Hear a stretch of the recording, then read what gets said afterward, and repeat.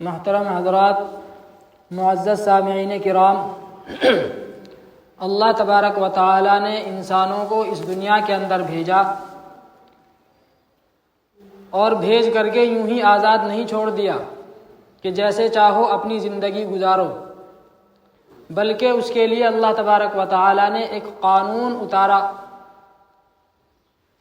ایک مذہب اللہ تبارک و تعالی نے دنیا کے اندر نازل فرمایا، اس کو اسلام کہا جاتا ہے۔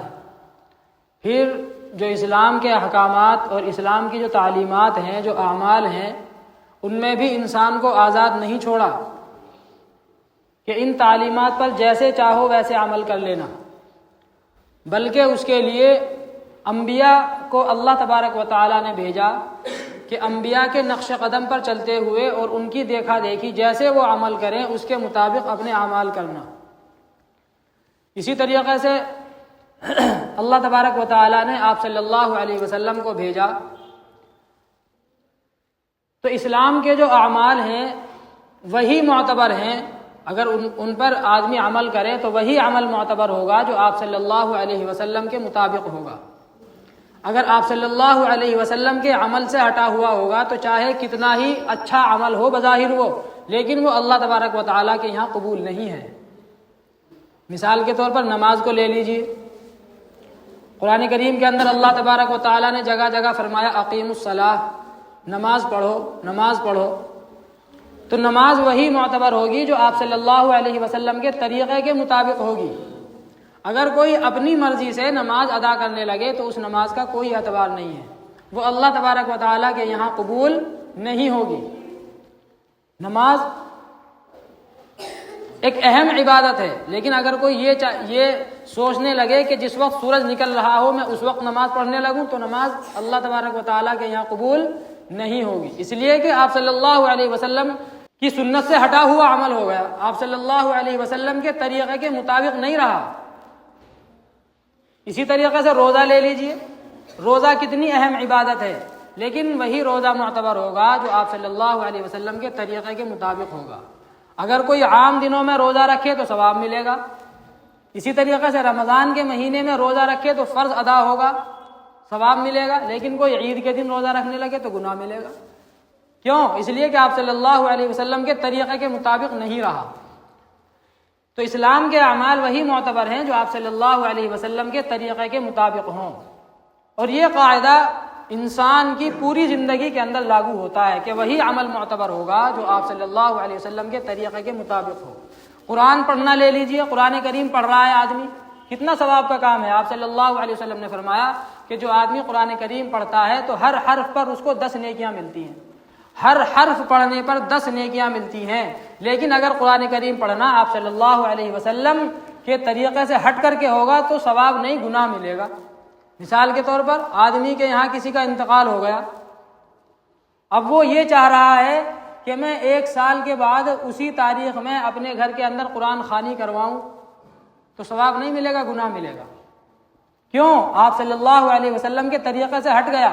آپ صلی اللہ علیہ وسلم سے اور صحابہ کرام سے یہ ثابت نہیں ہے کسی خاص دن میں قرآن کریم کو پڑھنے کے لیے متعین کرنا یا ایصال ثواب کے لیے کوئی خاص دن متعین کر لینا۔ مثلا 3 دن بعد کا رواج چل پڑا کہ بھئی 3 دن کے بعد قرآن خوانی ہوگی، تیجا کروائیں گے، 10 دن کے بعد ہوگی، آئی بات سمجھ میں، 40واں کروائیں گے۔ تو یہ سب اگر ان دنوں کے اندر قرآن کریم بھی پڑھے گا تو ثواب نہیں ملے گا، گناہ ملے گا۔ اسی میں یہ ہے کہ یہ جو مہینہ چل رہا ہے، رجب کا مہینہ چل رہا ہے، بابرکت مہینہ ہے۔ آپ صلی اللہ علیہ وسلم جب ماہ رجب کا چاند دیکھتے تو دعا فرماتے اللہم بارک لنا فی رجب و شعبان وبلغنا رمضان، اے اللہ ہمارے لیے اس ماہ رجب میں اور ماہ شعبان میں برکت عطا فرما اور ہماری عمر کو لمبی کر کے ہم کو رمضان تک پہنچا دے۔ تو آپ صلی اللہ علیہ وسلم اس مہینے کے اندر یہ دعا فرماتے، لیکن اس مہینے میں کوئی خاص عبادت منقول نہیں ہے۔ آپ صلی اللہ علیہ وسلم سے اس مہینے کے اندر کوئی خاص عبادت منقول نہیں ہے۔ بعض لوگ یہ سمجھتے ہیں کہ اس مہینے کے اندر اگر کوئی خاص عبادت کریں گے یا روزہ رکھیں گے تو زیادہ ثواب ملے گا۔ مثلا 27 رجب کی رات کو شب معراج کی رات کے طور پر منایا جاتا ہے۔ بہت سے لوگ یہ سمجھتے ہیں کہ 27 رجب کی جو رات ہے وہ شب معراج ہے، یعنی اس رات آپ صلی اللہ علیہ وسلم اللہ تبارک و تعالیٰ کے پاس آسمانوں پر گئے تھے ملاقات کرنے کے لیے۔ اس رات میں جو ہے کوئی اچھا کھانا پکانا، اپنے گھروں کو چراغاں کرنا، صاف ستھرا کرنا، اس نیت سے کہ آج شب معراج ہے، تو اس کی کوئی اصل نہیں ہے، ثواب نہیں ملے گا، گناہ ملے گا۔ اس لیے کہ جو شب معراج ہے اس کے متعلق یقینی طور پر معلوم نہیں ہے کہ وہ کون سی تاریخ تھی، سن میں بھی اختلاف ہے، مہینے میں بھی اختلاف ہے۔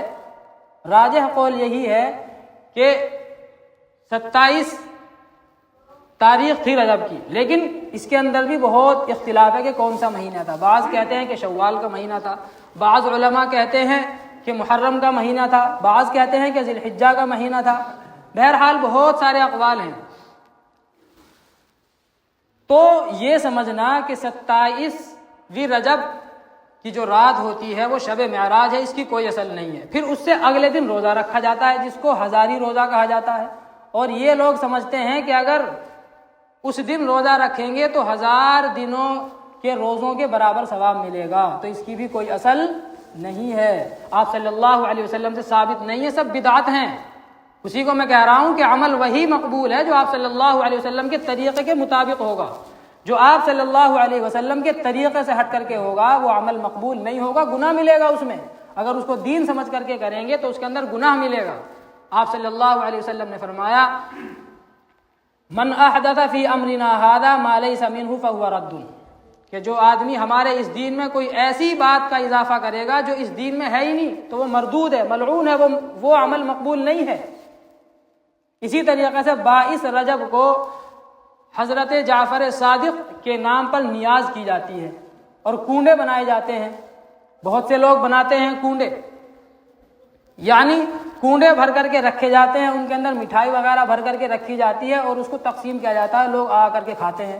اور یہ تصور ہے کہ حضرت جعفر صادق نے یہ کہا تھا کہ 22 رجب کو میری نیاز کیا کرنا، اس کی بھی کوئی اصل نہیں ہے۔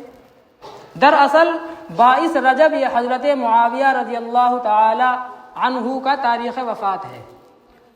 22 رجب کو حضرت معاویہ رضی اللہ تعالی عنہ کی وفات ہوئی تو شیعوں کو خوشی ہوئی کہ دیکھو معاویہ جو ہے اس دنیا سے چلے گئے، تو ان کی خوشی میں انہوں نے آپس میں ایک دوسرے کو مٹھائیاں بانٹی اور چھپ کر کے بانٹی، اس لیے کہ وہ دور تھا اہل سنت والجماعت کا۔ دراصل یہ جو روافض ہیں ان کے بارے میں آپ صلی اللہ علیہ وسلم نے پہلے ہی فرما دیا تھا۔ حضرت علی رضی اللہ تعالی عنہ سے آپ صلی اللہ علیہ وسلم نے فرمایا کہ میرے بعد ایک قوم ہوگی، ان کو روافض کہا جائے گا۔ آپ صلی اللہ علیہ وسلم نے ان کو فرمایا کہ جہاں ان کو پانا ان کو قتل کر دینا، روافض سے مراد ہے شیعہ۔ آپ صلی اللہ علیہ وسلم نے فرمایا کہ جہاں ان کو پانا قتل کر دینا۔ حضرت علی رضی اللہ تعالی عنہ نے معلوم کیا کہ ان کی علامت کیا ہوگی، ان کی پہچان کیا ہوگی۔ آپ نے فرمایا کہ تمہارے بارے میں ایسی تعریف کریں گے جو تم میں وہ چیز موجود نہیں ہوگی۔ مثلا حضرت علی کے بارے میں یہ کہنا کہ حضرت علی خدا ہیں، حضرت علی اصل حقدار تھے نبوت کے۔ شیعہ کہتے ہیں کہ اصل حقدار نبوت کے حضرت علی تھے، غلطی سے حضرت جبرائیل علیہ السلام آپ صلی اللہ علیہ وسلم پر وحی لے آئے۔ تو یہ ساری باتیں وہ ہیں جو حضرت علی رضی اللہ تعالی عنہ کے اندر نہیں تھی۔ تو آپ صلی اللہ علیہ وسلم نے فرمایا کہ تمہارے بارے میں ایسی باتیں کہیں گے جو تم میں ہوں گی نہیں، اور میرے صحابہ کو برا بھلا کہیں گے۔ صحابہ کون تھے؟ حضرت معاویہ رضی اللہ تعالی عنہ انہی صحابہ میں سے ہیں، اور ان کے ساتھی جو تھے بہت سارے صحابہ، ان سب کو کیا کہتے تھے؟ برا بھلا کہتے تھے۔ انہی شیعوں نے حضرت علی رضی اللہ تعالی عنہ کو شہید کیا ایک معاملے میں اختلاف کی وجہ سے، پھر حضرت حسن رضی اللہ تعالی عنہ کو شہید کیا، اور پھر بعد میں حضرت معاویہ رضی اللہ تعالی عنہ کے پیچھے پڑ گئے اور دم یہ بھرا کہ ہم تو حضرت علی سے محبت کرتے ہیں، وہ آپ صلی اللہ علیہ وسلم کے اہل بیت میں سے تھے۔ محبت تو محض ایک ڈھونگ تھا، دکھاوا تھا، اصل ان کا مقصد تھا خلافت کو تتر بتر کرنا، جو خلافت راشدہ تھی اس کی بیخ کنی کرنا، اس کو اکھاڑ پھینکنا۔ اسی وجہ سے انہوں نے صحابہ کی دو جماعتوں کے درمیان میں لڑائی کروائی۔